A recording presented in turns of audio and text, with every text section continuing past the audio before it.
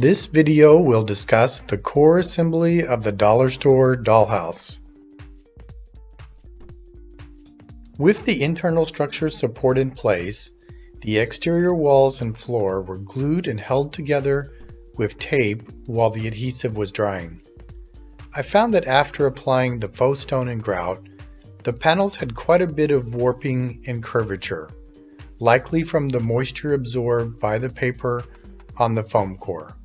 This was particularly prevalent on the side panels, so I placed small containers as weight on the peak of the side wall to force the panel to be flat and square as possible while the glue was setting up.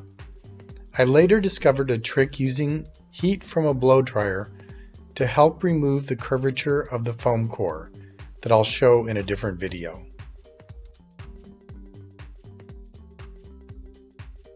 It was apparent that the glue was not sufficient to hold the panels together and the structure was flimsy, so I decided to use some drywall tape to reinforce the structure. I started with the inside joints and did the same with the exterior joints. The drywall tape does not provide sufficient adherence, so I added tacky glue to keep this in place. The blow dryer was used to set up the tape quickly since the moisture from the glue will cause the tape to separate from the surface of the foam board. To provide more structural support, I laminated two 1/2 inch strips of foam board and glued these to the internal corners. I had the idea of illuminating the structure, so I cut circular holes at the bottom of the panel before assembly to have access to the underside of the house. I thought the raw edge of the foam board might need some treatment to make this less susceptible to damage. After some thought, I used some white duct tape, another dollar store find, to seal the raw edge. I cut the tape in half lengthwise and applied this along the raw edge. With the X-Acto knife, the tape was cut up to the board on each side, and the tabs were folded down to the surface of the foam board. To provide a raised foundation, I laminated three 1/2 inch strips of foam board and glued these to the bottom perimeter of the house. With the reinforcement and foundation complete, the faux stones were applied to all the edges where the panels came together. This is like a big jigsaw puzzle with a random pattern.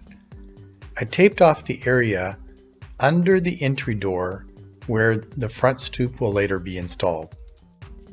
As before, Mod Podge was applied to seal the egg carton stones. Next, the drywall compound grout was applied, and then the clear coat spray. Since I wanted the roof to be removable, I decided to build this like a box top that slides over the bottom of a box. To achieve this, I needed to build a lip along the inside peak of the side panels. Two 1-inch strips of foam board were laminated and cut to fit. This was glued along the peak edge so that 1/2 inch was above and 1/2 inch was below the edge.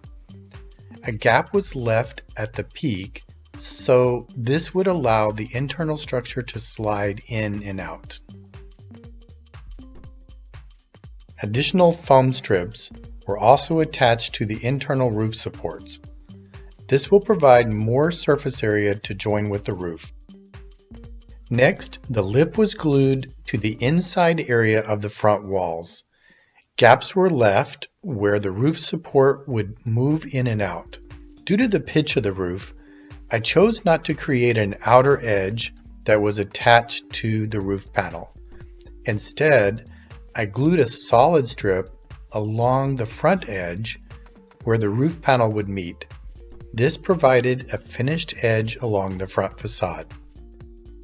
I then fashioned a 2-ply 1/2 inch foam strip that butted up to the internal lip on the side peaks of the roof. This is not glued to the structure since it will be glued to the roof panel and will be the outer edge of the box lid. This is kept into position with tape while awaiting the roof panel. I positioned one side of the roof panel, applied glue to the roof supports and outer box edge, then lowered the panel onto the roof supports. The foam core inherently has some warping, so I used tape and push pins to hold the panel close to the supports. A folded rug was placed over the roof panel to keep it securely in place while the glue was drying. Once the first panel was set up, the second panel was positioned and glued in the same manner as the first. The rug covered the roof while the glue was drying. After this dried, the roof was removed and the drywall tape was used to secure the joints.